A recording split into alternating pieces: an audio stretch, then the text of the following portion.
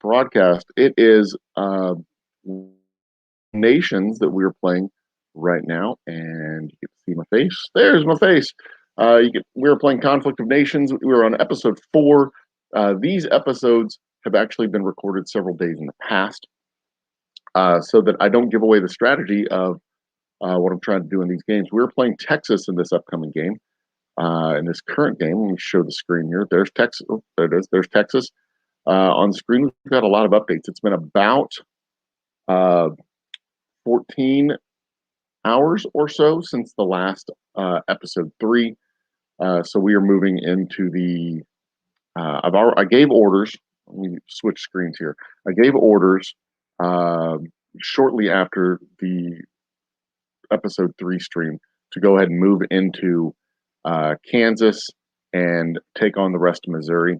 Got a couple of messages here waiting for me. Let's get me off the screen and let's make more of this and less of me, and let's see what we're doing next. Okay. So wow, we got 79 game event up over the last several hours. So I lost a battalion in Kansas. I lost a battalion at Dodge City. I kind of expected I'd lose a few going into Kansas. We put a big dent in Kansas though, so that's good. St. Louis, that is in Illinois. Illinois hit me in St. Louis. That's right here. Oh, so there's a little port. They came over into northern Missouri. We're gonna have a problem with that.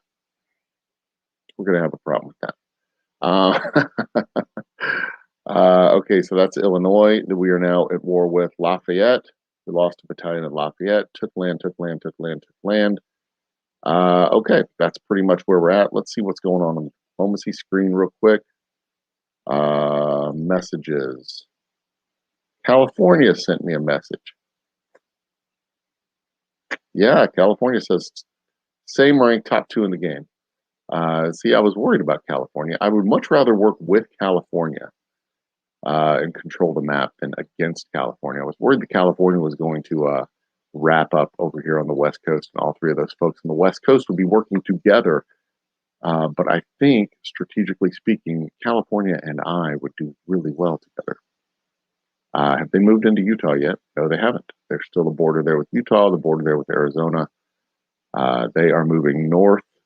Looks like they've stabilized their border here with Washington and Idaho. Interesting. Have they moved against? They have not moved against Chihuahua either. It looks, because that border with Baja California is still stable.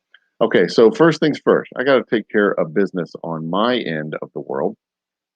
So we've got to finish wrapping up Louisiana here. They've got air and armor in Baton Rouge, but I don't think they're doing anything with their air and armor in Baton Rouge. Alexandria is that a rogue state or is that Louisiana? That is Louisiana. Okay, so I need to take these 2 guys here.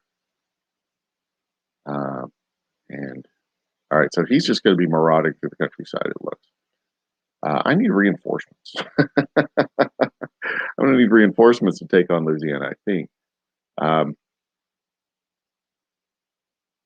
This fella right here needs to. Why am I leaving Lafayette abandoned? I can't have that. Get back. Stay in Lafayette.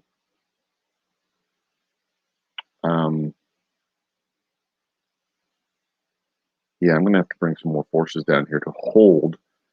Looks like my eastern maximum has been reached. Let's see what we can do in Shreveport. Take these 2 fellas here. Go on and move down to.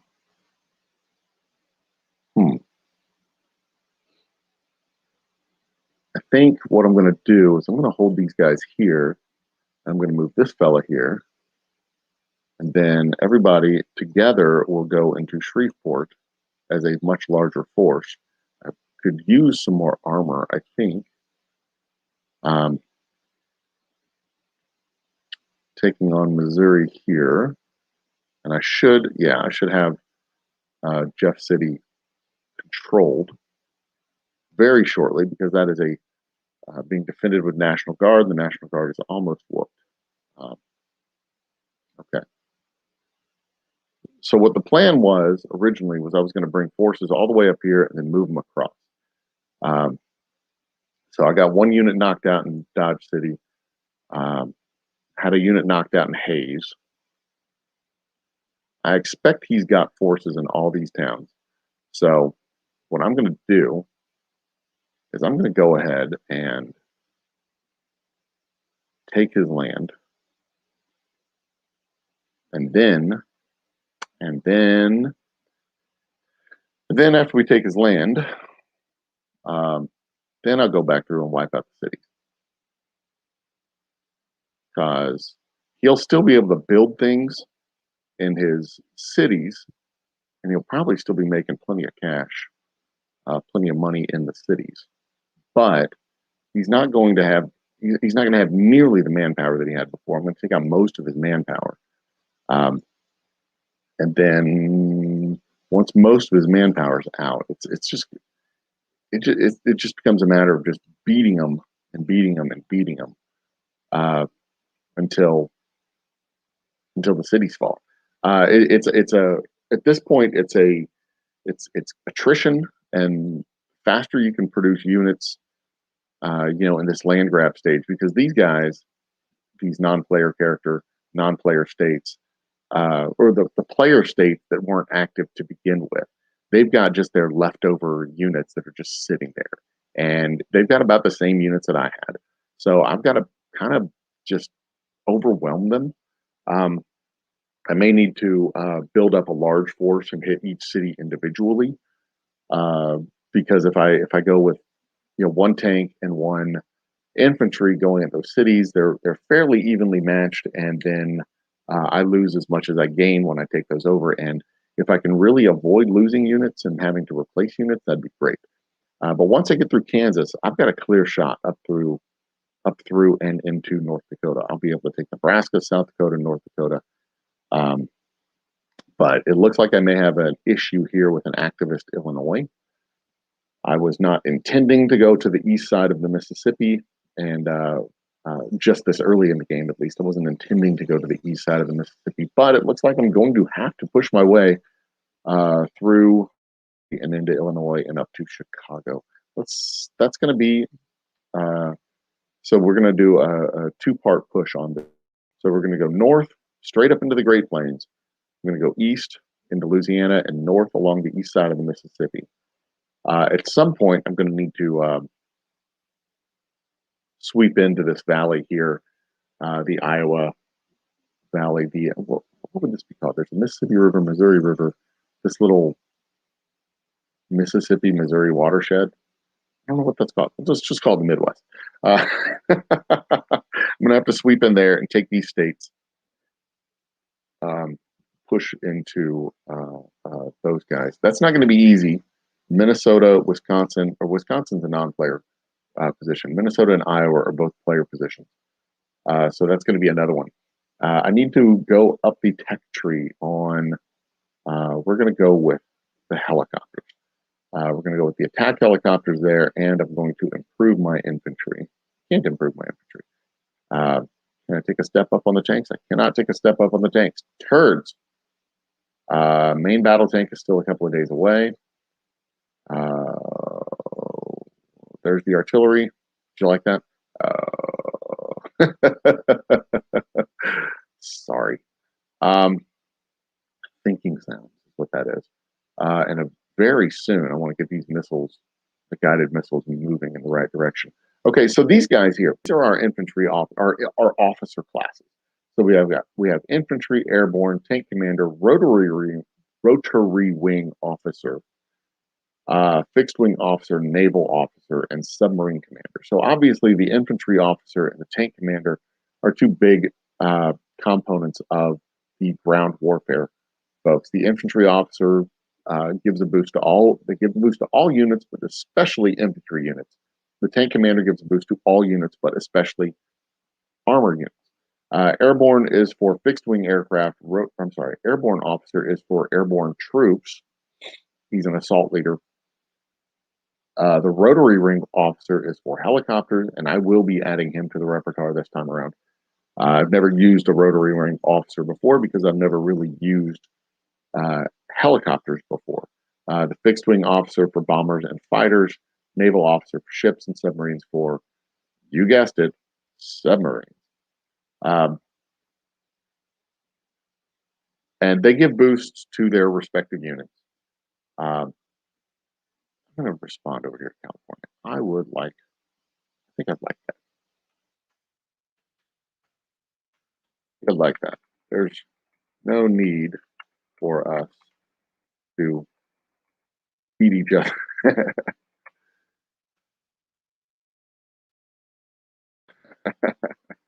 See, with California working with me, he can take basically all of the West Coast and uh, uh, parts south of the United States, go into Mexico, go into Central America. With me in Texas, I can go southeast and northeast, and between the two of us, we control the map.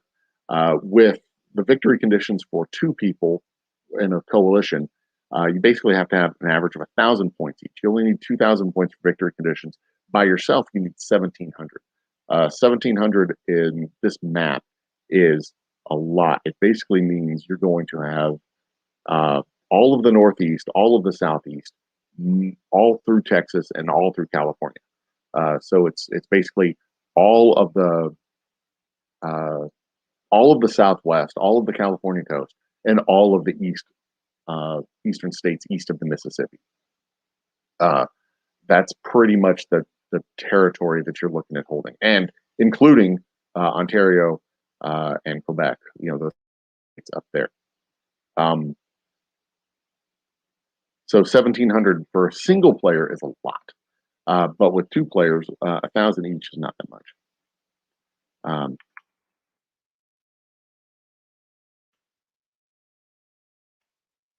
I'll join a coalition. I want him to start the coalition this time around. I don't want to lead the coalition. It's not that it's any big deal to lead the coalition. I just don't feel like starting it. And if he's really committed to doing it, if he's really interested, then he can set that up. I've also got a request for right of way from Haiti. I don't have a problem with Haiti having right of way. That he reached out to me. He's a new player. It'd be good on him. Let him have right of way. He can. He's not going to need to come through my land to do anything. There's nothing in Colorado or Arizona or Utah for Haiti to have. But it may come in handy for me if he's down here and he takes over the Caribbean states for me to be able to pass through his territory. And you know, if he figures out the game mechanics and he works his way through here and he starts working his way up the East Coast, maybe he'd be a good guy to add to the coalition. I believe the victory conditions for 3 is 2,500, which is 835 points per person in a 3-person coalition, which makes it even easier to win the game. That means I'll be pushing up here instead of down here because he'll probably have this area down here. But all the points go into the same bucket at that point, and you can move through each other's territory, and it makes it really, really convenient for everybody in the coalition. All right, so let me look at my build queue and see what we've got going on here. I've got nothing in my build queue. Oh, because everything's being built right now. That's fantastic. Good, great, terrific, awesome. I'm going to need army bases because I need to build artillery. If I want to build artillery, I need an army base level 2 along with arms industry level 1. So everybody who has an arms industry level 1 gets a... Why don't you have an arms industry? What's going on with you? You should have an arms industry level 1 because you are supplies. Supplies. You and you as well. Why don't you have one? Holy cow. I have not done my job. Oh, shoot. Cash. Okay, so he'll have an arms industry level 1. he'll have an arms industry level 1. And now I need to put, uh,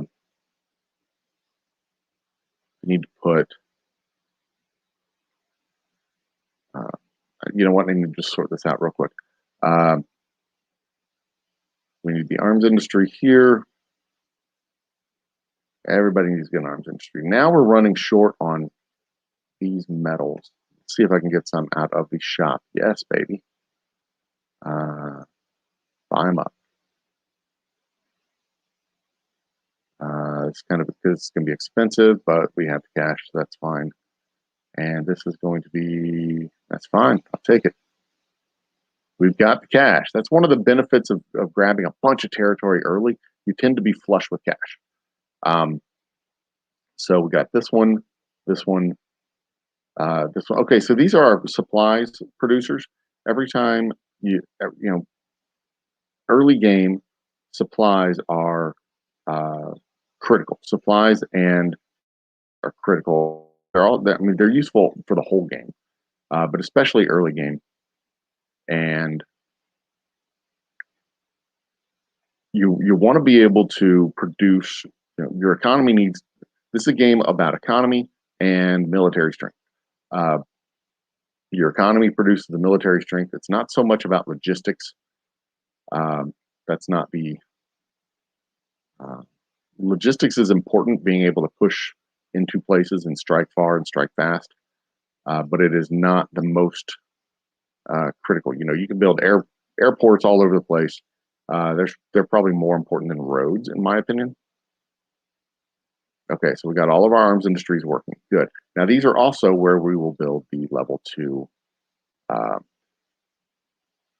This is where we will build the level 2 army base. But I don't need a level 2 army base in all of these because some of these are conquered cities. So occupied city like Lafayette, I can't build anything in an occupied city. I'd have to annex that city in order to be able to build stuff. So I don't need to waste money on army bases and things like that in those cities. But I do need the economic strength in those cities. So we'll get these army bases into the build queue next. That way, once the army bases get started, we can start lining up our artillery to be built. So we'll have some armor coming online in just a little bit. And that will allow us to, this guy, that's what I was going to do with this guy. That will allow us to take charge over in Kansas more effectively. Let's see here. Up, down, nope, U, all the way to U. Give a waypoint to here. Okay, so this is Kansas City, Missouri. What did I lose in Kansas City, Missouri? I lost a unit in Hayes, but that was in Kansas. Dodge City is in Kansas. Did I go counterclockwise? I think I went counterclockwise. So that means I can move this guy into